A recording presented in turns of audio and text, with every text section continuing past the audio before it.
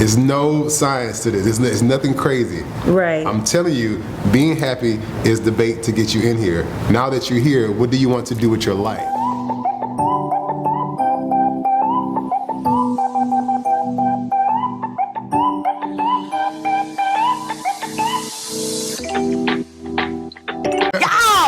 We have Rickey Getwood Jr. in the house, another hometown hero, just so you know. Hey! And today, you're a mess. Today we are talking about reprogramming your happiness, okay? He wrote an amazing book by the same title, and he's teaching people on how to reprogram their happiness through reprogramming your mind. So y'all ready to get into it? I know I am. Ooh. Come on, let's just go right on in. What does that mean, Rickey? Reprogram your happiness. Okay, in short, it literally means whatever you've been taught, okay, happiness really means. Completely forget it, okay? Because once you become an adult, and as we're talking, like you move away from a certain place, yeah. you typically are, you know, the average of your surroundings and the people that you're around, right? You end up becoming that, most people. You know, you kind of set apart. You're like, I have my own thing, do my own way. You know what I mean? That's cool. You got time to be like these jokers. I'm different. And now that I think back, I have a couple of stories about you now. Okay, but anyway, that's all. Please, none of them stories, because I know they were horrible. Just saying. You're right. You know, but I say for the average person, you become your surroundings and the people you surround yourself with, your environment. You know, that's who you become. Okay, but you never really discover who you are until you separate yourself from that. Right. So when you left and went to Dallas, it was like, oh my God, this whole time there are other people like me. I can be my authentic self, right? So in order for you to like completely do that, you have to separate yourself for a moment and say, forget everything you've been taught. Okay, for a moment. Don't dismiss it, but just forget it for a moment. Because in order for you to really understand like what makes you happy, you got to go through some stuff. Yeah. You got to go through it. Yeah. You know, you have to literally test everything that you've been told. Right? So if you feel like money makes you happy, but you don't have it at this moment, okay? Right.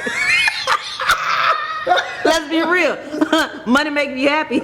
I've never had it, so let me see how it feels when I get some. Right. Right. So experience, so reprogram it all together because you'll get it. And here's what something I like to like micromanage thoughts and micromanage theories, because like something simple as you want more money. It's like, cool, all right, here's $1. Is that more money? It's technically more money. Like, you know, it really is more money. But you don't have a perception of for yourself of what money really means. So reprogramming your happiness is the exact same thing. It's like, you want to be happy? You want a relationship? Cool, get in a relationship. You happy? No. Well, I ain't in one now. Hashtag, you know, just saying. And sorry, I laugh a lot.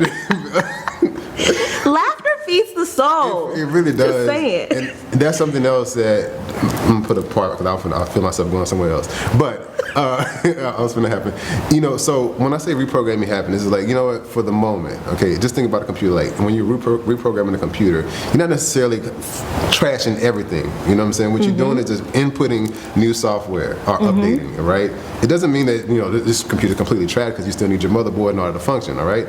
So figure out what you want to put on your motherboard. Your motherboard is your brain, your body, your life. And now it's like, oh, okay, cool.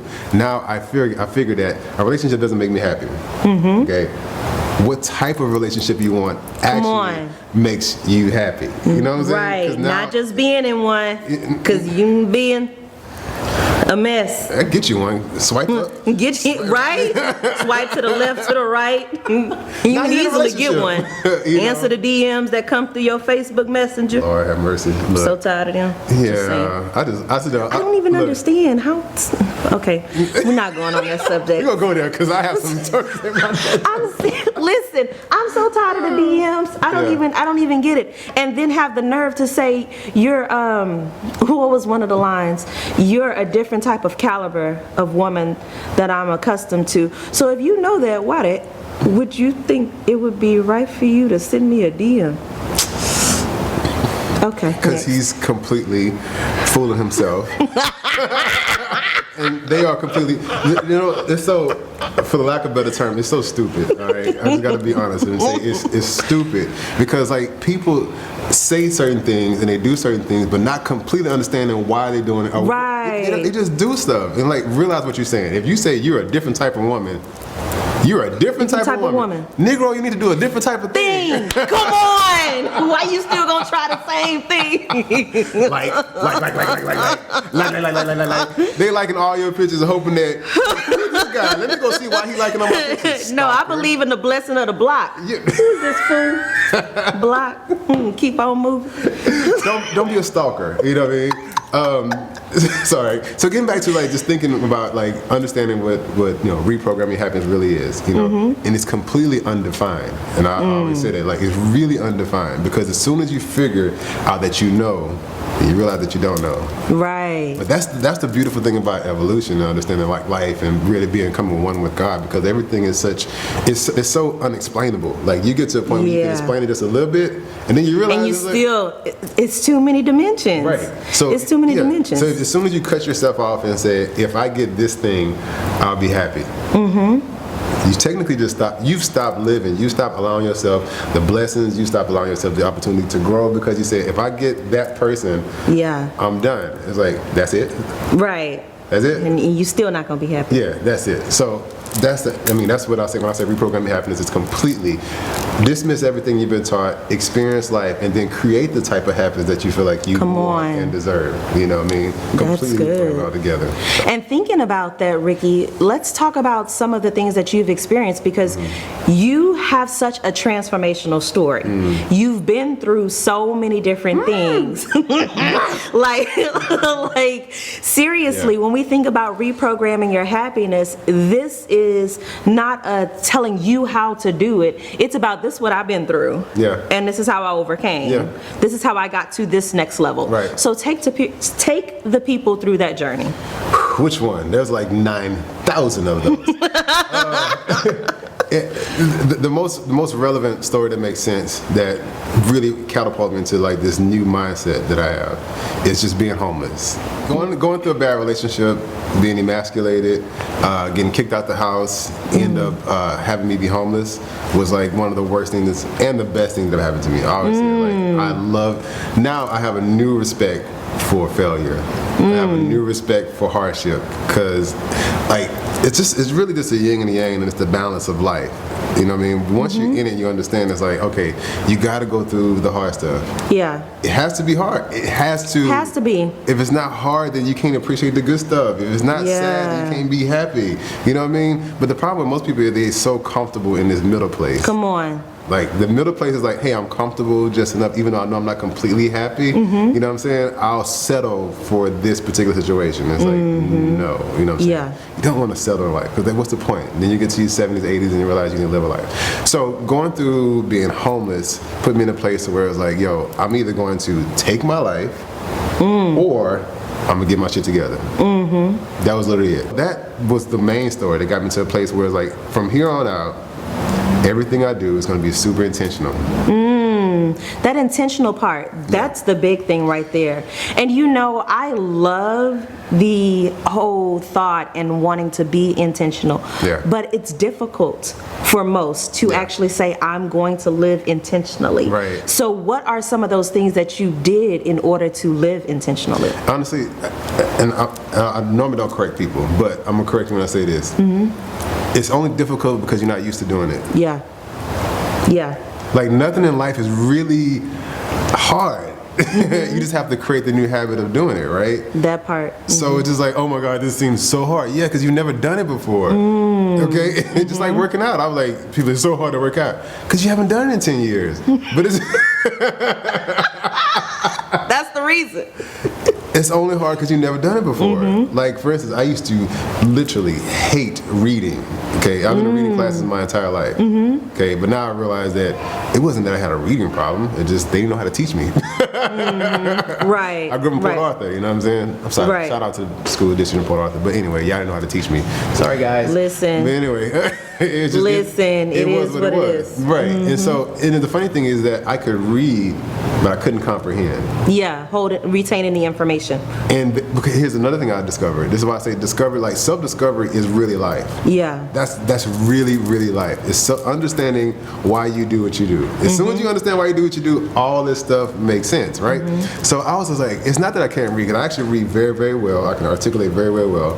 But I didn't understand what I was reading. But now I realize is that the stuff I was reading didn't make sense to my brain. I'm not just like comprehending, like understanding words. It was like, what the hell are y'all talking about? Yeah. You know what I mean? That was a deeper. So when I would ask the teachers, what are they talking about? Just read. You just doing this. I'm like, no, I can read. So I actually ended up like developing like a stutter problem because I would be afraid to read because I would ask questions and they would always say, you're wrong. So when I always talk about like depression and mental issues and stuff like that, you can create those things. Because prior to a teacher telling me that I shouldn't ask questions, I should just follow the rules, I was fine, you know. But then going into my later years, it was like, why all of a sudden I got dyslexia? Why all of a sudden I'm stuttering? You know what I'm saying? It's like, no, it's just that somebody told you that you're not doing the right thing. Until I got with one teacher, Miss Roxanne. I always call her Roxanne, who went to church together, Sister Roxanne. She said, Ricky, like the way you process information is very unique. And I was like, what do you mean? She was like you see things, but it's not making sense to your understanding. Like why? It's not just, what is this? It's like, why are y'all teaching me this? Like everything was for me was like, why are you telling me this particular subject for this particular moment? Like why? You know? And so that really took me to this place of like understanding life in general. So that's why I'm always so curious about everything. It's like, no, why are you telling me I have to read this? That's what the real problem was. So once she got me to a place, she was like, look, just read the information, okay? Understand it the way you want to understand it, and then apply it and take the test. I was like, oh, okay. And you know, saying that, it makes me think about even as adults, learn certain things and apply it to the way it's actually going to be beneficial for you. Right. So that's what reprogramming is. That's 100% what it is. It goes right back to that. So when we talk about like being intentional, that's what I mean when I say being intentional. It's like understand why you comprehend the why. Yeah. And so as soon as you get that, now that's you. The way you process information, that's you. So no longer you don't have to be like, oh, live by everybody else's standards. This is the way the world says you should do it. This is the way you do it. How do you take this information and intentionally apply it to your life? Okay, that's in every single thing you do. And so now, and the funny thing about it, that's another story. Like because of the depression and because of everything else, I gained a whole lot of weight at one point in time in my life. I was almost 400 pounds. You know, and so when the doctor wanted to put me on blood pressure medication, diabetes medication, hypothyroid medication, anxiety medication, and there was other stuff going on with my body. I mean, even as a man, I was like, I didn't have an erection for like almost a year. You know, what I'm saying? Because of all the medication they had me on. But I realized it was like, no, I'm just fat and overweight. I need to lose some weight, clear my system out, you know, and start over. That's another part of reprogramming. It's just like, you know what, you can either fall subject to the system, and say, because we've been hearing it my entire life, it runs in your family. Come on, all the time. Everybody's on blood pressure medication. Everybody got cholesterol. It just runs in your family. And I was telling my daddy the other day, I was like, look, the problem is nobody runs in the family. That's the real problem. Nobody's running. Nobody's literally. Physically and literally running. But it runs in the family. You know, saying, no, we got to complete reprogram all over again. Reprogram. Because like, here's another funny thing about being happy, because you can actually be happy in your misery. Okay? Like some people are really happy. But how though? Because I don't get it. Yeah. I mean, and maybe it's just, I'm like, I know you're not happy. I know you cannot be happy. Here's the thing about that. And it takes a long time, especially in coaching, when we really trying to help somebody understand what happiness really is for them, because people believe their lies over and over and over. That part. They'll believe whatever lie that they have created in this particular life. It's called delusion. You're so delusional. So you could think about it. Being high, being delusional, you know what I'm saying? You're in your happy place. So the same chemical that releases in your brain and your body when you're high and you're not conscious is the same thing that happens when you're delusional, because you're creating a whole other reality. Yeah. Your brain and your mind is like, I'm somewhere else. And you think that that's what's making you happy. Actually, no, you're not. Ooh, that's good right there. You're really not happy. I know it's getting good, but I had to pause for one quick moment and ask you, are you subscribed yet? If not, what are you waiting on? Go ahead, hit that like button, hit the subscribe. Now that you have that out the way, let's go back to our regularly scheduled program. Let's go. Again, you can be happy in your misery. So you feel like, because I'm in this situation and I'm making the best out of it. Yeah. So now you're happy. I'm making the best out of my situation. That's not If that's what you define as happy, okay, cool. Yeah. We're gonna roll with that. But really and truthfully, you know for a fact you're not 100% happy. Yeah. You know for a fact that I'm settling with this particular life. I'm taking my misery and I'm making the best out of it. So you're taking a bad situation and making And I don't even know if it's making the best out of it. Because for me, I do believe that even if you're good, there's always room for great. Yeah. But see, the funny thing about that, not but takes away from that. So add to that. The part about that we haven't really recognized is that it's okay to say I need to be better. Okay? But we don't want to look at it like that, because as soon as you're like, I know how to be better, that means I have to do something. Right. It requires action. It requires action. Just like working out all over again. It's like, I don't really like to work out, but I know goddamn well I got to get in my gym. I got to eat clean. I got to eat right. If I don't want to be on blood pressure medication, if I don't want to be overweight again, I have to work out. I have to eat clean. Do I like doing it all the time? Not really. But the but is that my brain, my body, my life knows I feel a whole lot better on this side of the fence. Yeah. You know what I mean? Yeah. So like, the fact that I know I need to be better, but I have to do more. People are like, I don't want to do no more. So I'll just stay right here. So now you're in your misery, but you're happy. Wow, that's really good, Ricky. Yeah. And when I heard you talk about, how you were on all these different medications, of course you're no longer on those medications. Thank God. Thank God. Yeah. But even thinking about some of the things that you've been able to partner with and create for people so they don't have to be on those medications. Right. Let's talk about those things. Hallelujah. Thank the Lord God. And saying it on purpose because, I try not to be super churchy, for the lack of a better term, you know what I'm saying? Because we hear black people, I'll say people of color, black people, or Christians for the most part, we hear the word God, we automatically think church most times, okay? Right. And then you go into, the scriptures and the Bibles and everything else, and there's nothing wrong with that. I tell people all the time, like, yes, I'm a spiritual coach, and I don't coach people out of their spirituality or their decisions. I just make you more clear on what the heck you're doing. I'm like, hey, if you're gonna serve God that way, be real about it. Right, don't be doing no lukewarm. Yeah. That's what it is. Don't do that, please. Yes. Don't be that lukewarm Christian, because like every scripture that you quote and say, God said, and I'm going to stand on, I believe, and you're not actually taking any action on it. You're not applying none of that stuff. You are that lukewarm Christian.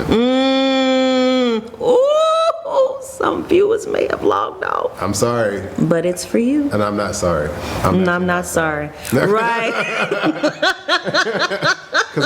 So when we talk about like literally eating from the earth, okay, this is what we talk about with I am remedies, okay? And I love the I am remedies, okay? So whatever remedy you need for your life is what we provide. Yes. So you're not feeling whole, you're not feeling beautiful. We have I am beautiful. And what it is, I mean, like we could put that label on there, okay? But then you look at the ingredients. It's all herbs. All herbs, yeah. It's all herbs. The funny thing about the herbs, and we have one of the best apothecaries in the entire world, Golden Poppy. They're the #1 apothecary company in the entire world, right? And they're so flabbergasted by the products, you know what I'm saying? And the way we put stuff together. So without going deep into it, like the way people extract all the herbs out of the stuff you buy in the store nowadays is so saturated with chemicals, oils, unnecessary oils, and alcohol, right? So because most people look at quantity over quality, right? Let's get it out fast. Yeah. The fastest way to get it out is this. Anybody could do this. You could take a leaf off a tree, soak it in alcohol for 2 days, it's gonna extract all the juices out of there, bam, you got oil. That's how you get oil. That's exactly what they do. The right way to do it is let that herb sit in spring water for 2 weeks and then compress all of the juices out of there. Now you got all the juice with just spring water, okay? And you put just enough. It's so potent, you put just enough that it actually gets into your system and it does what it's supposed to do. So now, I mean, I'm not gonna say we have all the remedies for everything in life, but medication is based on herbs. Yeah. Pretty simple. You know, you're on high blood pressure medication. I forgot the name of the medicine. But what it does is dilute your pupils, allow the blood to flow a whole lot better. Long story short, okay, so what do you need to do? Take a herb. that dilates your pupils and opens up your bloodstream a whole lot more. We got it. Yeah, and you were able to do that with your IM remedies, right? With your thyroid, correct? My numbers have, thank you God. My numbers have dropped dramatically. I had two issues going on. So my testosterone was low. Well, actually three. My testosterone was low. My testosterone was low. My estrogen was high. My HGH was super low. My human growth hormone was super low, and which is making my thyroid act ridiculously crazy, right? And my numbers were through the roof, ridiculously. Very, very simple stuff. He was like, guess what? The food you've been eating since you were a kid is because your thyroid's act up. Like, really? He said, you drink a lot of milk as a kid? Yes, I drank like a half a gallon every single day because we were told milk does the body good. And now that I know, I'm sorry, I don't want to, too much. But now we know that when we're growing up, our body's trying to develop the right proper hormones, right? It's trying to balance itself out. So naturally. So if you put something synthetically in your body while your body's trying to adjust throughout those years, okay, your body's is working twice as hard to try to balance itself out. And whatever's more dominant is what becomes you. Okay? So if I'm taking nothing but estrogen, okay, soy, you know what I mean, GMOs, pesticides, all this other stuff, all these chemicals that's been put in your system since I was born, okay, when I get into my late 30s, your body can't fight it off as hard, as easy as it used to, right? So now the older you get, your body's like, look, I can't keep up with this. It's been taking too long. Which is why I'm like, okay, here's the thing. If you want to go the holistic route, you have to follow the process. It's a very simple. You have to detox your body. You have to give your body at least 24 hours to clean itself out, clean your system out, and then introduce it to more holistic herbs. Okay? Because for the past 30 plus years, you've been doing something completely opposite of what you're trying to do today. Exactly. And one of my doctor friends told me, he said, look, you have a 20-year gap to fix your body, right? Once you get to between 40 and 60, that's your years to fix your body. So if there's something hormonally going wrong, there's something nervous going on, you got about 20, because once you get 60, he says it's almost impossible to fix whatever's going on with your body. So you got to fix it now. So I'm like, I'm knocking on 40. Thank goodness I spent the past 10 years of my life understanding health, understanding fitness, understanding nutrition, and so this last year, 2020, whatever, I'm so glad it's over. It took me through this cycle of with my thyroid. And I've done bodybuilding shows, I lost weight before, but this is the first time in my life where I couldn't lose weight again. And I'm like, what the hell is going on with my body? And I know the process. I know the numbers and I know what to do. So the first 4 months when I stayed, I think I was at 260. I got about 260, but because I bulked up from my last show that I did. I went from 204 and I bulked up to 260, and I was going to cut back down to 230 and do a show at 230. So I wanted to be bigger. Got to 260, I'm going to sit right here. I'm just going to sit right here for a while. Not going nowhere. I'm good. What you doing? You working out? So I went through 6 months of what the hell is going on, and then finally, because I didn't believe in going to the doctor, because I've been on the holistic thing for a good little while now, so I didn't believe in going to the doctor. But at that point, 6 months of doing the right regimen, eating the right food, right workouts, I'm like, nothing's happening. Something else is going on. Yeah, my nutritionist was talking about that, how you have to be so in tune with your body to where when you'll know it's not right, and when you do choose to go to the doctor, don't allow them to give you the okie doke. You have to be willing to be your own advocate, because if you're not, listen, they will always tell you, you're fine. Move right along. Yeah, and I have a lot of doctor friends, and I love that they talk the way I talk. We just straight up, and I tell them all the time, I say, look, bro, I'm so glad you got the alphabets, but I need you to talk to me for real. Right. Because, not trying to take away from them because they spent the years in school, they got the degrees, I get it. I'm like, great, congratulations. But it's called a practice for a reason. Right. My nutritionist said the same thing. She was like, they're a doctor of medicine. Yes, their job is to prescribe you medicine. And this is no discreditation toward doctors. Let's make that very clear. Shout out to all doctors. We love y'all. We appreciate y'all. Speaking from personal experience, that's all. But seriously, this is really, really good, and I'm so happy that you chose to come and talk to us about your transformational story, because I know that that's the key to help other people. When you're able to share how you were able to reprogram your mind in order to enhance your wellness that then reprogrammed your happiness. That's how they say, oh, okay, well, if he did it, y'all heard he said he was almost 400 pounds. I know y'all see this physique. It ain't nothing like that today. Nah, bruh. Don't ever go back. It won't ever go back. You know? No. You see how happy he is. Yeah. Enjoying every moment. And I want to say this too. It's like the sad moments I do have, they're like so small, but they're intentional. Yeah. Go back to being intentional. Like I used to live in this delusional world where, I was very passive and very like, you faking to being happy. Like, like no, you actually get mad sometimes. Happy people, let me tell you something. Don't be acting like you're happy all the time. You're lying. Yeah. Be okay with saying I'm angry. It's okay for you to have multiple feelings. Just don't get stuck there. That's all. Mine is like 5 minutes of this is stupid. I don't care. I'm like, okay, cool, let's go. And I'm right back. Moving right along. Exactly. Right back to it. Sorry, go ahead. No, that was great, Ricky. I love you.